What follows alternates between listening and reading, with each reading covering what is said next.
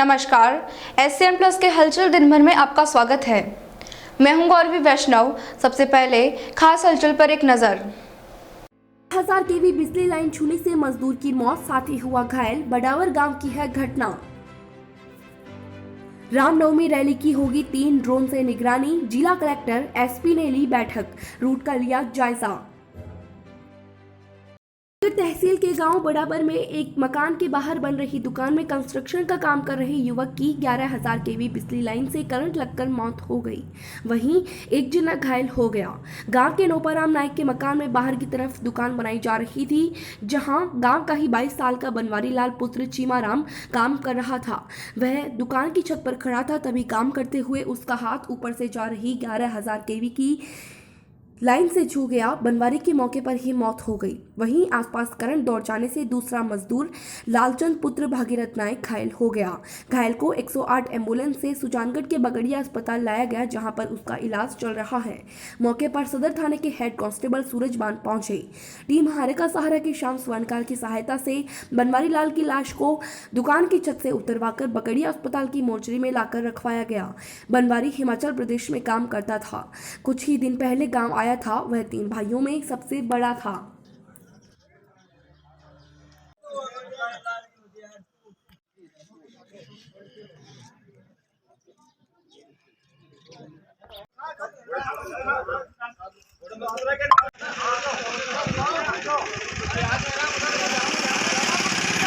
ये अभी थोड़ी देर पहले सूचना मिली थी कि बडावर गांव में कोई दुकान का निर्माण कार्य करते समय श्रमिकों के ऊपर 11000 की लाइन से करंट आ गया था, जिसमें एक श्रमिक की वही घटनास्थल पर ही मौत हो गई और 2 घायल हो गए, जिनको सुजानगढ़ सरकारी अस्पताल लाया गया।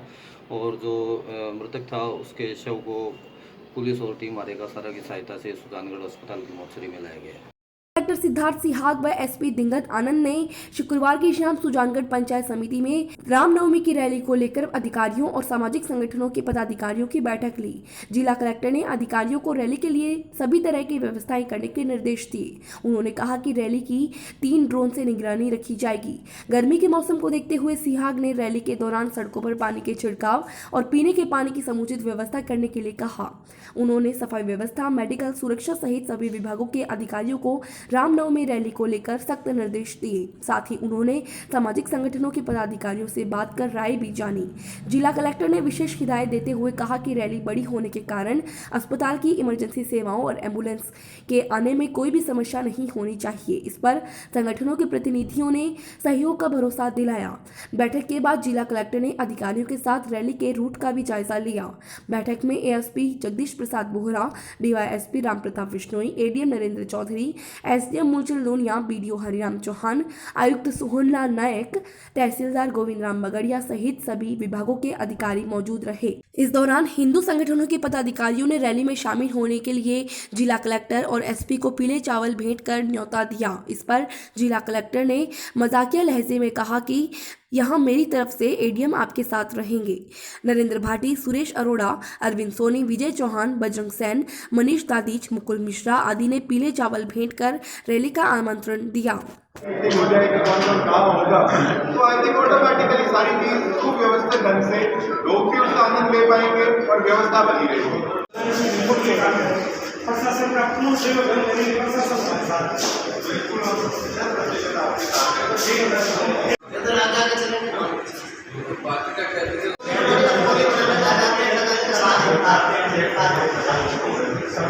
वो साफ से बहुत जरूरी है, बहुत जरूरी है। वहाँ तो कई बार मिनटों में ही हो जाता है, फैसला होता है, तो अपने कारण से अपन भी नहीं चाहेंगे कि किसी को 5-10 सुविधा या देरी। मुझसे चर्चा की गई, जो आयोजक हैं एवं अन्य सभी समाज के जो प्रबुद्ध जन हैं, और सबके द्वारा विश्वास दिलाया गया कि किसी को बिना किसी कठिनाई के सबके समावेशी रूप से इसको मनाया जाएगा और सभी व्यवस्थाएं प्रशासन की तरफ से भी चाक चौबंद रहेंगी। मैं सबसे अपील करूंगा कि आप शांति व्यवस्था बनाए रखने में प्रशासन का सहयोग करें। और आज यहाँ शांति समिति की जो बैठक हुई है उससे ये जाहिर होता है कि आयोजक जो पूरी तरह से इसमें कॉन्फिडेंट हैं कि किसी तरह की कोई दिक्कत नहीं आएगी। प्रशासन की सभी व्यवस्थाओं की समीक्षा कलेक्टर साहब द्वारा की गई और पुलिस अधिकारी भी उसमें मौजूद थे और मुझे पूर्ण विश्वास है कि बहुत शांतिपूर्ण तरीके से ये आयोजन हो जाएगा। आज शहर संघर्ष समिति के कार्यकर्ता जब आज शुक्रवार को शहर के प्रमुख स्थानों पर खुलेआम दुकान, mall, marriage garden, shopping mall आदि के अवैध निर्माण के खिलाफ दोपहर 12:30 बजे नगर पालिका ईओ को ज्ञापन देने पहुंचे तो ईओ का ऑफिस बंद मिला, जिस पर कार्यकर्ताओं ने ज्ञापन को ईओ ऑफिस के बाहर चिपकाकर विरोध प्रदर्शन किया।